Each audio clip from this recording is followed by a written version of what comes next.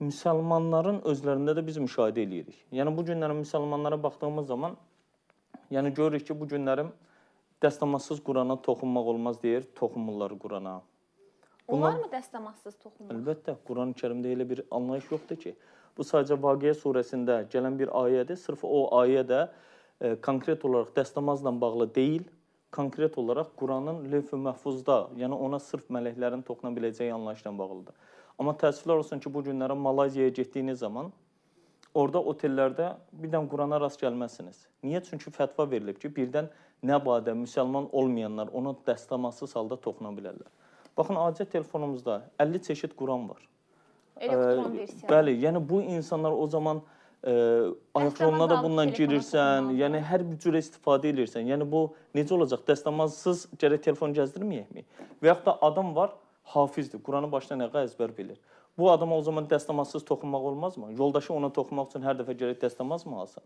Yəni bilirsiniz necədir? Bu məsələlər artıq yenə deyirəm, insanların bizim o anlayışımızdan çıxmalıdır. Çünki bu kitabı hər kəs toxuna bilməlidir. Toxuna bilməlidir ki, açıb orada nə yazıldığını görsün, şahidi olsun, stol üstü kitabı olsun.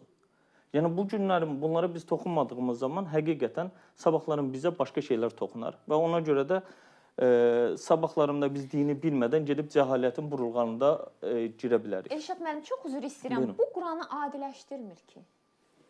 Bəs biz Quranı niyə müqəddəsləşdirməliyik? Çünki sizin bu fikirlərinizdə etiraz edən müsəlmanlar onu dəlil olaraq göstərirlər ki, yəni ona əsaslanırlar ki, Quran-ı Kərim müqəddəsdir və biz ona istənilən halda digər kitablar kimi yanaşsaq, digər kitabları necə dəstəmazsız əlimizə alırıqsa, Quran-ı Kərimi də o cür əlimizə alsaq, yəni bu yanaşma Quranı adiləşdirir.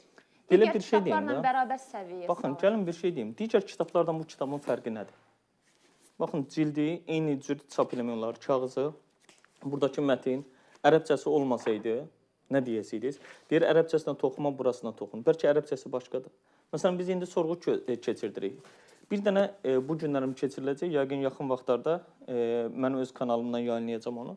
Əlimizdə tutduğumuz bu kitabı təsəvvür eləyin. İnsanlar bilmir ki, bu nədir. Üstünə kitab, müqəddəs kitab yazılan bir kitab var Azərbaycan dilində. Kitab-ı müqəddəs dediyimiz, müqəddəs kitab deyilən bu gündən Tövratdır. Quran-Kərimin heç bir yerində bu kitabın müqəddəs olması ilə bağlı bir ayəyə rast gələ bilməzsiniz.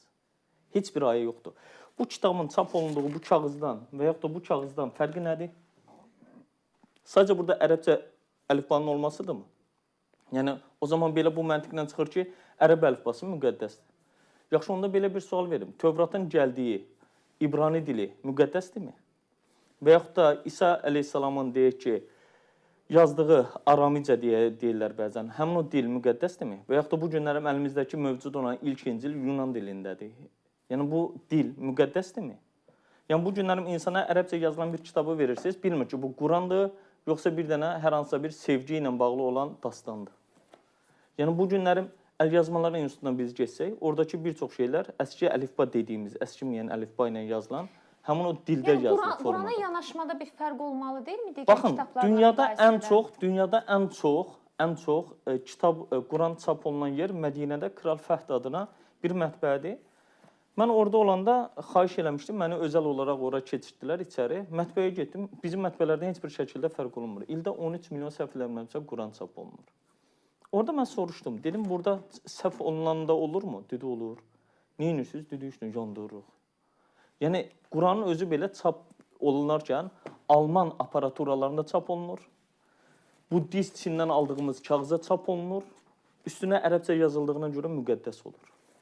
Belə bir din ola bilərmi sizcə? Bu kitab bizim başüstü kitabımız olmalıdır. Başüstü dediyimiz, yəni, başımızın ucunda olan kitab olmalıdır. Masamızın üzərində olan kitab olmalıdır. Hər günlərim sosial mediadan daha çox bu kitabla həşir-nəşir olmalıyıq. Niyə? Çünki Allah Quranda deyir ki, siz bu kitabdan sorğu-suala tutulacaqsınız.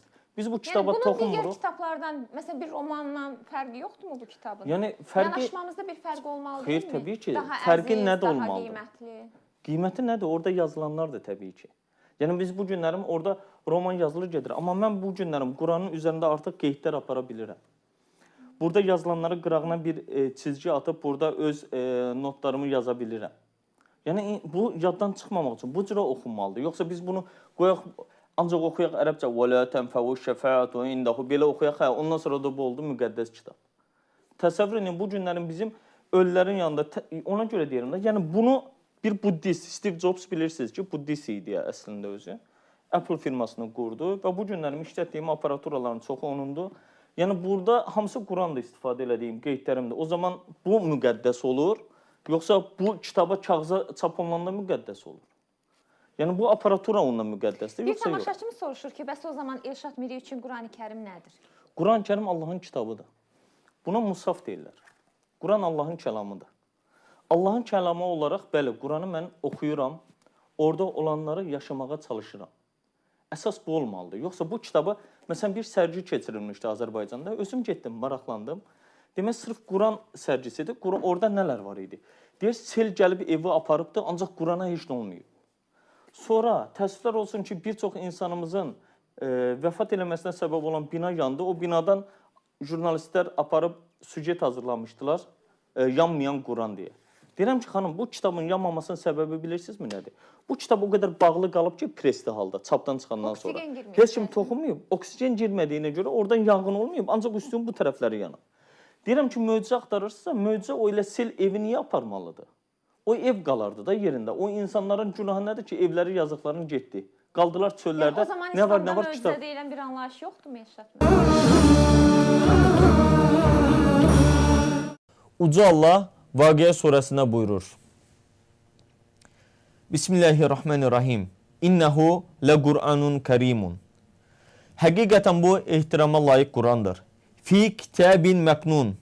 O, qorunub saxlanılan yazıdadır, lövh-i məhfuzdadır. La yemessuhu, ona toxunmazlar və yaxud da toxunmurlar, illəl mutahharun.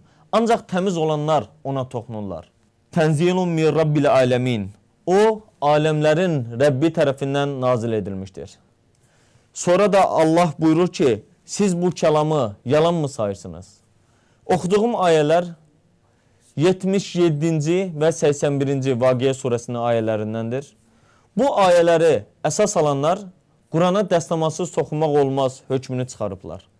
İndi gəlin görək, həqiqətən bu ayələrin ümumiyyətlə Quranın dəstəmazla oxunmasına və yaxud da dəstəmaz mövzusuna hər hansısa bir aidiyyatı varmı? Konkret cavab verim ki, bu ayələrin, oxuduğum ayələrin dəstəmaz məsələsinə heç bir aidiyyatı və əlaqəsi yoxdur. Çünki burada bir neçə maddə var.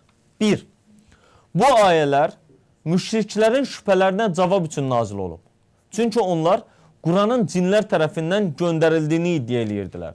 Allah isə cinlərin Quranın mənbəyinə heç sürə gedib çıxa bilmədiklərini, onun mənbəyini qarışdıra bilməyəcəklərini, ona ancaq tərtəmiz olan mələklərin toxunub dünyaya indirdiklərini xəbər verir. Hətta bu məsələ Quran-ı Kərimin 26-cı surəsi olan Şuara surəsinin 210-212-ci ayələri ilə birlikdə nəzərə almalıyıq. Allah həmin ayələrdə belə buyurur. Quranı şeytanlar indirmədi. Onlar buna layiq deyildirlər və bunu bacara da bilməzlər. Çünki onlar vəhyə qulaq asmaqdan kənar edilmişdir. Ayənin mövzusu insanlar deyil, cinlər və mələklər kimi görünməz məxluqlardır. Yəni buradan da anlaşılır ki, bu səbəbdən də ayənin mövzusu, yəni bu ayə insanlarla bağlı deyil, əksinə cinlər və mələklərlə bağlı olaraq bildirilib.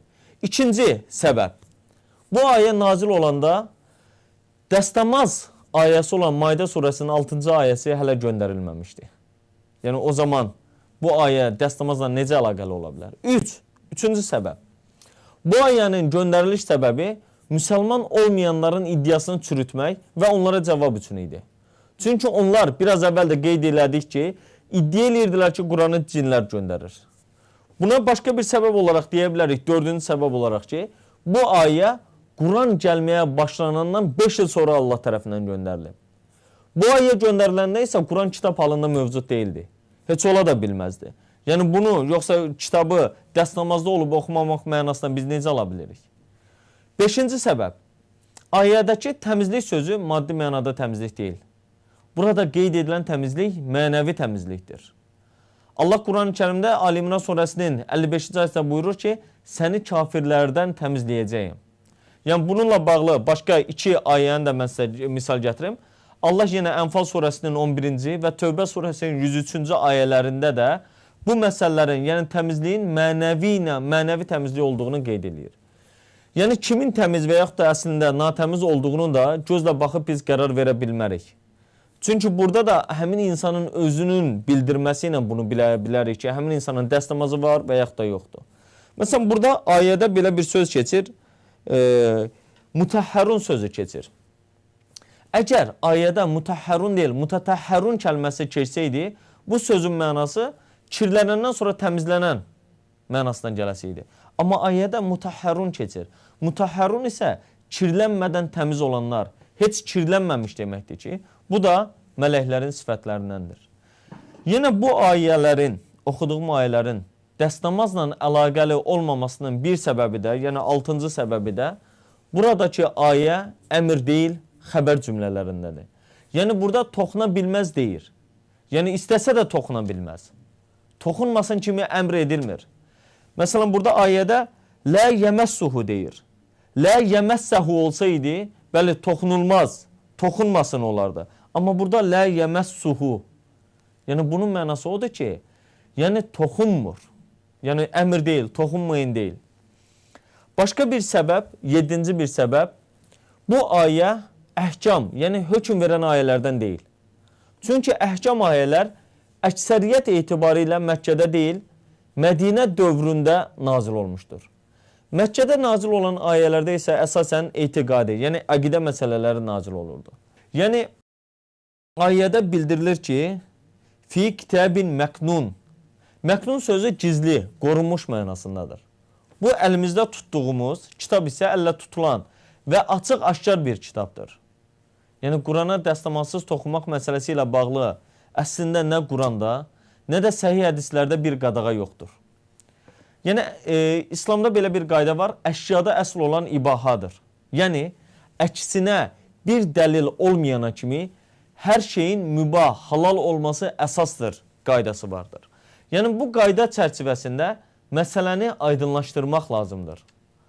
Allahın elçisi Qurandan ayələr yazdığı məktubunu, məsələn orada Ali İmran surəsindən 64-cü ayəsini qeyd eləmişdi. Sahabiləri vasitəsilə məsələn Herakla, kafir olan ölkələrin rəhbərlərindən də oxumaq üçün göndərmişdi. Amma İslamı ən gözəl bilən və tətbiq eləyən Peyğəmbərimiz heç vaxt tələb qoymamışdı ki, məktubu qüsül və ya dəstəmaz alandan sonra oxusunlar. Bundan başqa Quranı yazan vəhy katibləri var idi, sahabilər var idi.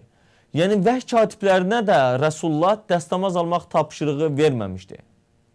Yəni Qurandan ayələri özləri ilə yazıb gəzdirən sahabələr də var idi. Onlar üçün də belə bir şərt, belə bir tələb edilməmişdi. Ümumiyyətlə deyə bilərik ki, İslamda dəstəmaz əmri namazdan başqa heç bir ibadətlə əlaqəli olaraq gəlməyib.